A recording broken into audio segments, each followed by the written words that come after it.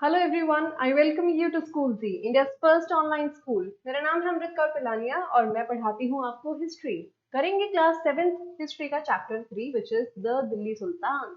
दिल्ली सुल्तान पढ़ के आए हो ना? अभी आप लोग ट्राईपार्टाइट स्ट्रगल क्या था, कैसे हमें इन लोगों के बारे में इतना पता है, मेडिवल हिस्ट्री आप लोग साथियों में पढ़ रहे हैं, ये सारी बातें आप जानते हैं।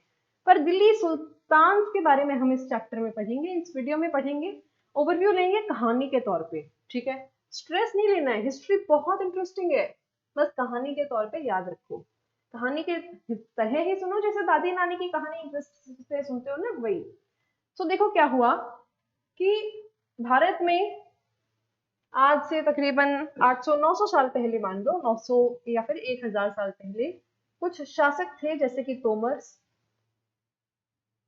जैसे कि चौहान्स, जिसको अपन चहामनास भी कहते हैं। चौहान सी है भाई, कभी डी या कुछ ऐसा मान लो, सी है ये, ठीक है, चौहान से। तोमर्स हो गए, चौहान हो गए। चौहान वंश का सबसे शक्तिशाली शासक था पृथ्वीराज चौहान। कौन था भाई? Prithviraj Chauhan.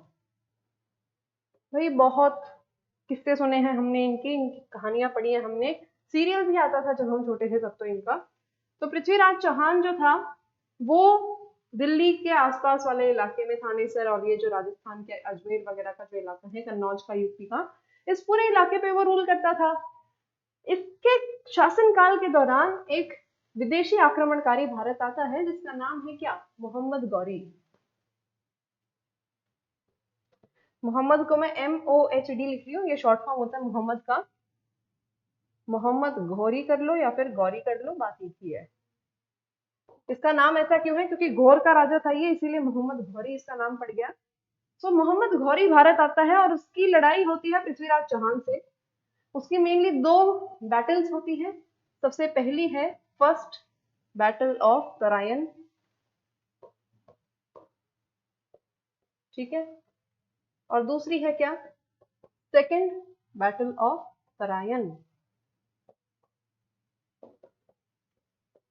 Second battle of Tarain. Tarain के पहले युद्ध में पृथ्वीराज चौहान घोरी को हरा देता है, लेकिन वो घोरी को जिंदा छोड़ देता है, क्योंकि एज यूजुअल आपको पता होगा कि राजपूत कभी निहत्थों पे हाथ नहीं उठाते। तो जब मोहम्मद गौरी की तलवार गिरी, उस टाइम पे पृथ्वीराज चौहान ने उसे जीवन दान दे दिया, ये सोच के कि अब इसको अकल आ जाएगी, अगली बार ये नहीं आएगा। लेकिन मोहम्मद गौरी अगले साल फिर आया।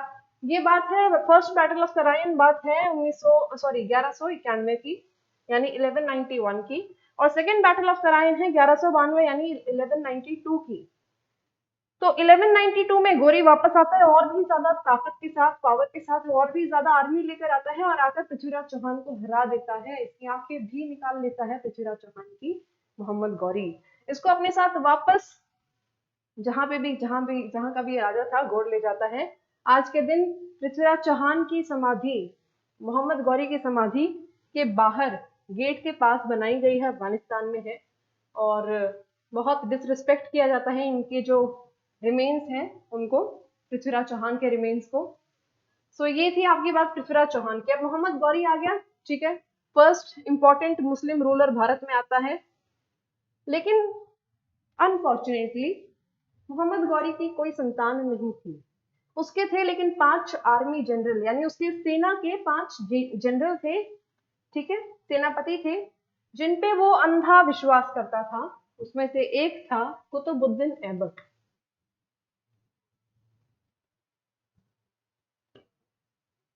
सो होता ये है कि 1206 में आकस्मिक मौत हो जाती है मोहम्मद गौरी की, 1206 में। और उसके बाद ये जो पूरा साम्राज्य उसने पूरे जीवन में अपना इकट्ठा किया था, जीता था, इतने लोगों को उसने मारा था ये सब जीतने के लिए, ये सब बिना किसी वारिस के, बिना किसी उत्तराधिकारी के वो छोड़कर चला जाता है। तो उसके जो ये 5 सेवक थे, 5 आर्मी जनरल्स थे, इन्होंने पूरा उसका जो एम्पायर था उसको 5 हिस्सों में डिवाइड कर लिया। उसमें से कुतुबुद्दीन ऐबक ने दिल्ली वाला हिस्सा लिया और इसने दिल्ली में स्थापना की गुलाम वंश की, जिसको हम कहते हैं स्लेव डायनेस्टी। स्लेव डायनेस्टी की स्थापना करता है कुतुबुद्दीन ऐबक 1206 में, और ये 1210 तक रूल करता है। जब 1210 में इसकी मृत्यु हो जाती है, उसके बाद यहाँ पे शासक बदलता है। लेकिन अभी गुलाम वंश ही चलेगा। इसको हम गुलाम वंश क्यों कह रहे हैं, ऐबक वंश क्यों नहीं कह रहे? क्योंकि कुतुबुद्दीन ऐबक मोहम्मद गौरी का गुलाम था। मोहम्मद गौरी की आकस्मिक मृत्यु के बाद, सडन डेथ के बाद, कुतुबुद्दीन ऐबक ने उसका गुलाम बनकर ही राज किया है। यानी कहने का मतलब यह है कि कुतुबुद्दीन ऐबक कोई भी अगर डिसीजन लेता था, कोई भी अगर वो डिसीजन ले रहा है, तो वो मोहम्मद गौरी के नाम में लिया करता था।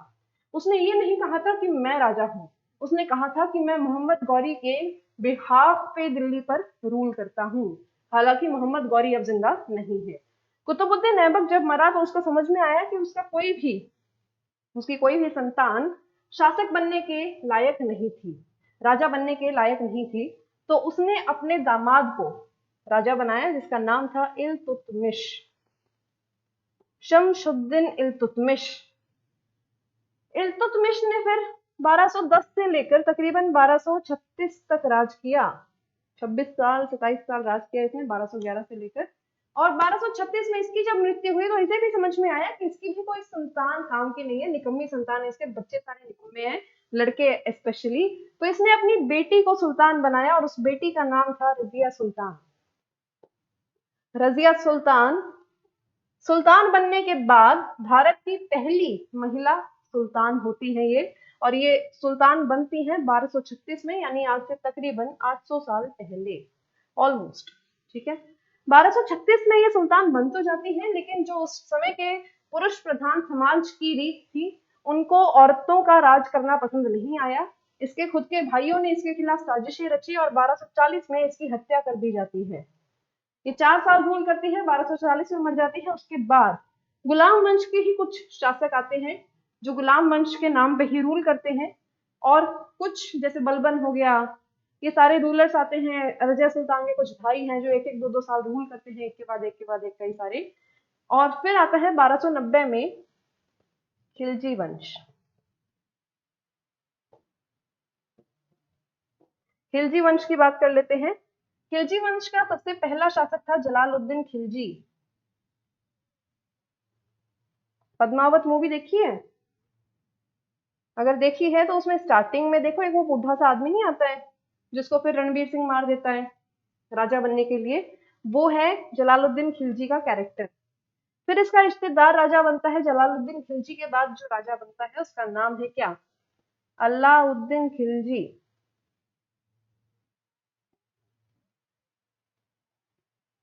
बूझे? तो खिलजियों का शासन 1310 1320 तक चलता है। ठीक है, तकरीबन 30 साल खिलजी राज करते हैं। और उसके बाद आ जाता है हमारा तुगलक वंश। तुगलक वंश के बारे में पढ़ेंगे।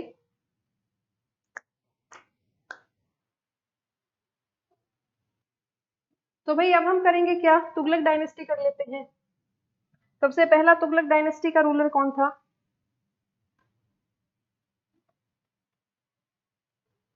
तुगलक डायनेस्टी की बात करते हैं। सबसे पहला इनका रूलर था गियासुद्दीन तुगलक।